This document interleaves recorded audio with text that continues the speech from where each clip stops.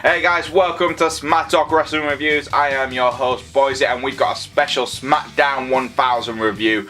Superstars from the past and present return for one night, and it was absolutely brilliant. So with that said and done, don't forget to like, subscribe, and press the bell to keep notified. Let's hit the music.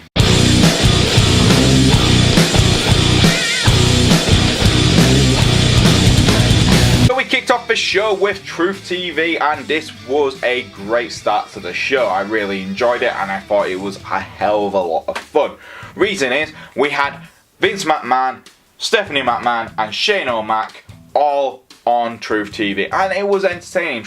We started off with a 30-second dance break, then R-Truth tried to read some cue cards, went, oh, my guest doesn't need an introduction, started dancing again. Stephanie comes back, Shane comes out to interrupt her.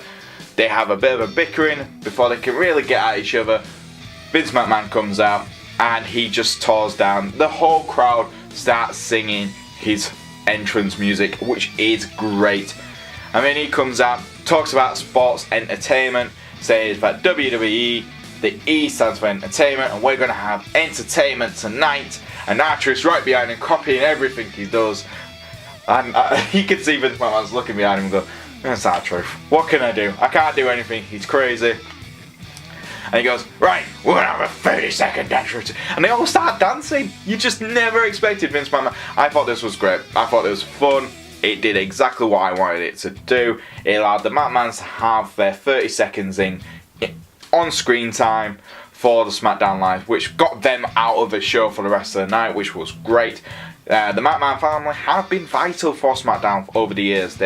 Shane was on the first ever SmackDown episode, so was Stephanie and Vince McMahon, so that kind of felt like, yes, this is important.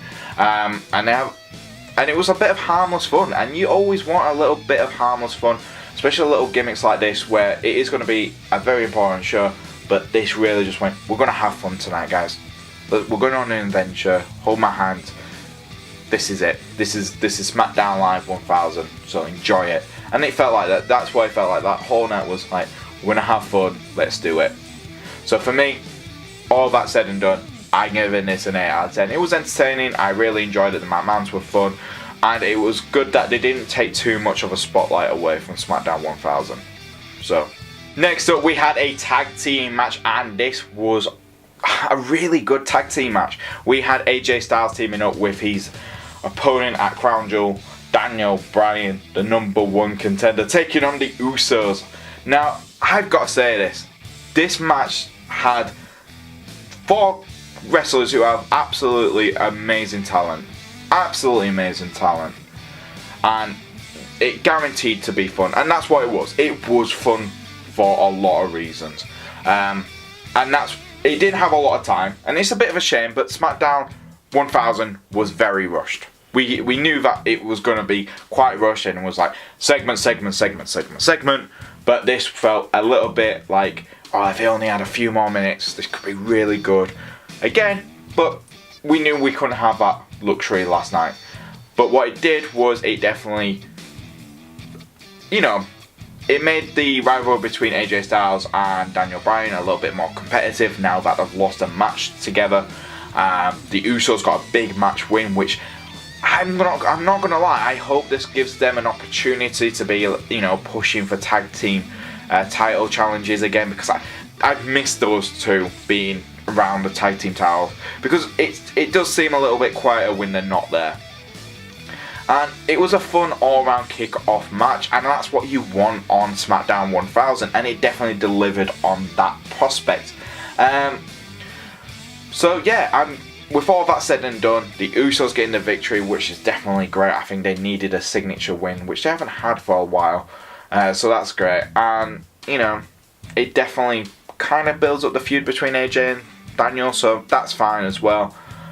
The only little downside is I really did wish that Teddy Long would have come out and made it a tag team match beforehand. But apart from that, it was perfect.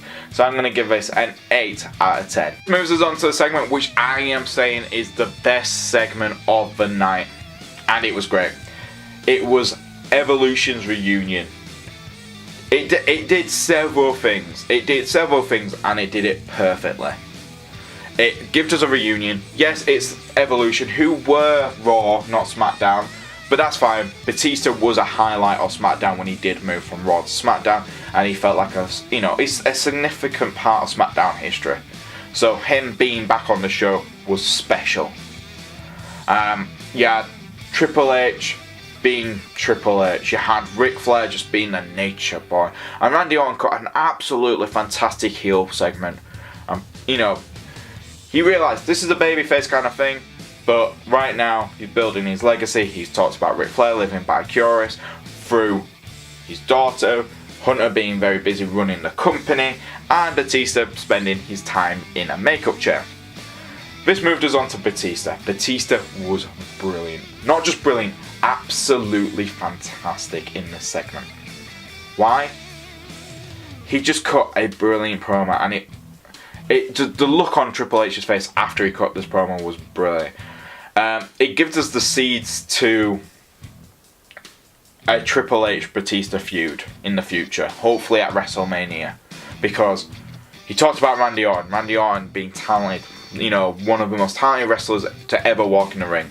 He has more talent in his little finger than most people have who step in this ring. Ric Flair, the nature boy, there's nothing he can't say that you don't know already. Not true. There's probably stuff Batista can tell us which I haven't been told. But Ric Flair says, he's like, let's not talk about that, because it's a kids show. Talked about Triple H, and he said, look, Triple H, he's done everything, he's won it all, apart from beat me. And they shut their face on Triple H, turned from smiles to like, what? Ric Flair's in the middle, keeping both men separate, like being Ric Flair, like, woo, woo, like, no, we're not having you two fight. It kind of reminded me of old Raw, when Batista and Triple H started butting heads and Ric Flair was in the middle trying to stop him. It reminded me of that, and it was great. Batista sold everything. If it was Batista going off script, brilliant. If it was scripted, Batista's delivery for this was brilliant. I loved every second of this. I really enjoyed it, and if you haven't checked it out, check it out on the YouTube channel on WWE.com, because it is worth watching. So for me, it's getting a 10 out of 10 because it was just a great promo. Next up, we had a match which felt really rushed. We had Kurt Angle in this on commentating for like 30 seconds, and it was 30 seconds. It was very, very rushed. It was The Miz versus Rusev, and I think the problem with this match was it could have waited a week. In my opinion, it could have waited a week, let it have a bit more time, because the whole show felt like, we haven't got a lot of time, and this match really felt like it was using up time which they didn't need to waste on this, if that makes sense. It was like, oh guys, if you just waited and give this like 5-minute match to next week where we could turn it into a 10-minute match, that's fine, and we can add more stories and more layers to it. That would work out better. But this felt like it was wasting 5 minutes of the show which we didn't have, and it was pretty much The Miz got the victory because Aiden English got involved. Aiden English was gloating. Lana kicked him in the nuts. Rusev put him through a table. And it was just like, what was the point? Slammed him through a table. What's the point in all this? That's ridiculous. And it just shows you they don't have an idea what to do with the Aiden English Rusev feud. Yes, The Miz does deserve to be at the World Cup, so I've got no problems with that. But it just felt like you could have waited a week, and it made sense that Aiden got involved in Rusev's match. That definitely made sense, because this feud is unfortunately not over yet. But they could have just waited a week. So I'm going to give this a 5 out of 10. Next up, we got my favourite wrestler of all time back on TV. The Rated R Superstar. I cannot do that. Can't do it. Never doing that again. Edge. Edge was back, and it was awesome. It was awesome. We had a cutting edge segment with Becky Lynch and Charlotte Flair, and Edge just said, I'm trying to be the moral compass. I've seen what's happened on SmackDown recently, and I feel like I need to talk to Becky. Becky comes out, talks to Becky Lynch. He's like, look, I know exactly what you're doing. I did the exact same thing. I stamped, I clawed, I bit to get my titles. I didn't care about friendships, and you know, after all that, after a career of doing that, what do I have to show for it? I have a wall full of titles, but no one to spend time with, you know, to talk about this. And he goes, I don't want you to, you know, to do what I did. I don't want you to go down that dark path. I want you to, you know, he was trying to be, you know, hindsight is 2020. He's trying to give Becky Lynch experience beyond her time. And this was great. Becky Lynch cut a fantastic heel promo towards Edge and said, I don't like myself, I love myself, which the crowd just cheered. Then she told Edge to get out of her ring and be careful not to hurt his neck while leaving her ring. I thought, oh my god. And she got cheered for that. She got cheered, and I was like, ah. I'm an Edge fan, but I've got to admit, I do like this. And then Charlotte comes out, Charlotte being the babyface, and we know this is how WWE are trying to do the story. Unfortunately, it's not going to work because the fans are still behind Becky Lynch. No matter what she says, she's still very much supported by the fans. And they have a brawl. Charlotte gets booed, which is great, again. And Becky and Charlotte have that big brawl. Nothing we haven't seen before. It's kind of, we're used to seeing these two brawl. It does, again, gives a highlight to, I think, the marquee match of Evolution. It has to be Charlotte versus Becky. I think that has to be the main event for the whole Women's Evolution, you know, the WWE Evolution pay-per-view, because it's the story with the most content. It just is. It feels like it came across like that, and it was great.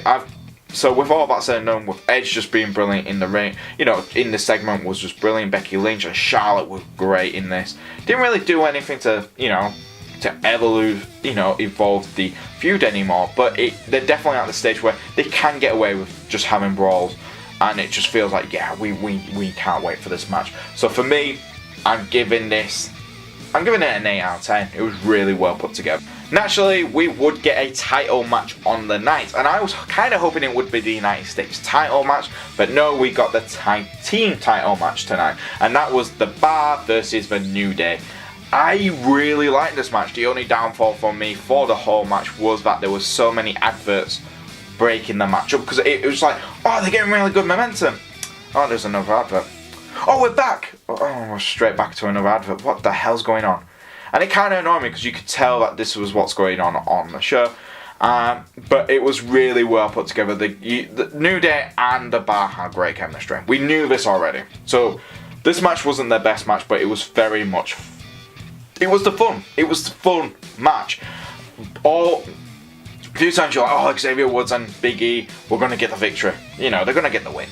I was like, they're not going to do a title change. It's very predictable if they do a title change. I was like, they're going to do a title change here. Because The Bar started kicking out of everything. I mean, it looked like The Bar was going to win. I mean, Sheamus tried to cheat to win.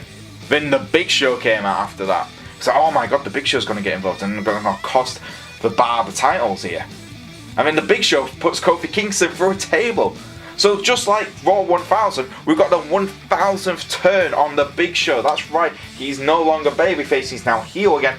Don't know why the Big Show's heel again. Who cares? It's the Big Show. He always turns heel on babyface. I think he flips a coin because what am I going to be today? Heel. It looks alright. That's how it works. That's definitely how it works for the Big Show. Comes out, The Bar win the titles, which is great. Am I happy a new team's holding the title? Yes, because we've usually had it's either been the Usos, the New Day, or maybe the Bludgeon Brothers. But now that The Bar hold the titles, I think this will really, again, put a little bit more effort onto the tag team division. They've lost a little bit of steam on SmackDown recently, and I think The Bar are the right team to put the titles on, just to elevate the division again. So I'm going to give this match a solid 7 out of 10. Next up, we had our main event match of the night, and it was Rey Mysterio versus Shinsuke Nakamura for a World Cup qualification match.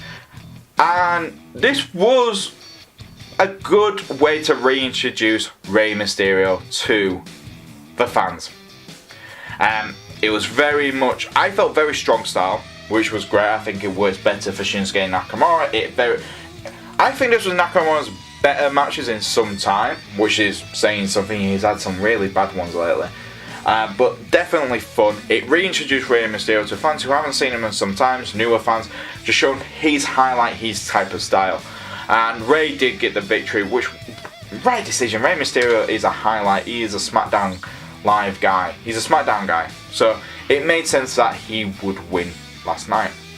And then, for me, the other thing was just the fun. It just felt a lot more fun having it. The only issue I had with the match is, and this is throughout the night, was it felt rushed. And that's not Rey's fault, and it's not Shinsuke's fault. It just felt like this match, if they had like five more minutes, it would have been a really, really good match. Really good introduction match. But unfortunately, it didn't get that. Rey, like I said, did get the victory. It was quite a quick match, to say the least. But it definitely highlighted Shinsuke Nakamura and Rey Mysterio definitely have chemistry. If Rey is exclusive to SmackDown Live, I want to see Rey Mysterio challenge for the SmackDown Live, for the US title. I think he is the right guy for that. I mean, everything else, it was good. It was a good match to bring back Rey Mysterio on. What else can I really say? It's gonna get, because it was quick. It was a quick match, and Rey's victory was interrupted straight away after he won from the Undertaker, and we'll talk about that next. I'm gonna give it a 5. I'm gonna give it a 7 out of 10. I'm gonna give it a 7 out of 10 because it was fun to see Rey Mysterio back on SmackDown Live. Last but not least, we had the Undertaker return to SmackDown, and it was a 3-minute promo, and it was pointless. It was a glorified advertisement for a crown jewel. Literally, his entrance to the ring and walking out was longer than the promo. Goes into the ring, says DX, 3 words for you, rest in peace. And that was it. That was SmackDown Live's closing segment. And he talks about, at Crown Jewel, DX, I only have 3 words for you, rest in peace. And the minute he said Crown Jewel, the crowd started booing. Because it's definitely, obviously everyone knows the situation with the Crown Jewel pay-per-view. The fans aren't happy, a lot of people aren't happy with this. And having the Undertaker, a cornerstone of SmackDown Live, just come out and just advertise a pay-per-view, which, to be honest, a lot of fans don't want and to think might not happen now, is just a shame. He should have cut a promo, talked about SmackDown Live, and instead he didn't even mention SmackDown. And it was like, well, what's the point of him having been on SmackDown 1000 when he's not going to talk about SmackDown? He's going to talk about the Crown Jewel, which, again, So with that said and done, I'm going to give this a 2 out of 10. It was good to see the Undertaker, but that just kind of ruined it for me. So yeah. And there you go, guys. That was SmackDown 1000. What did I think? I thought it was a good show. I think, apart from the ending segment and the Miz and Rusev match, which could have waited till next week, everything else was good. It was great to see everyone on the show. Former superstars were brilliant. Batista was just the highlight of the all night for me. And just the atmosphere. It felt like it felt as important, maybe more important than Raw 25. Raw 25 was a disappointment. SmackDown 1000, yes, I know that a lot of fans were disappointed that we didn't get the fist back or we didn't have a special, entrance, video for the start of the show, the old SmackDown. Because they've already produced it and put it on YouTube, but they didn't use it last night. I thought that would have been nice. But to be honest, it's SmackDown. It's a SmackDown show, it's the 1000th show, and this is WWE we're talking about. They're not going to bring back the fist entrance for one night, it's stupid. So, I'm not going to complain too much. I really, really enjoyed all night. The only thing I've got to say is the Undertaker bit really, really, just like, what the hell's that? Was kind of attitude. But what was it for you guys? What was your favourite segment of the night? Leave it in the comments below. And don't forget to like, subscribe and press the bell to keep notified with all our videos here at Smack Talk. And if you want to follow us on Twitter, you can do. It's at Smack Talk YouTube. And if you want to follow me on Twitter, you can do as well. It's at Boise88. And I'll see you guys next time on Smack Talk Wrestling Reviews.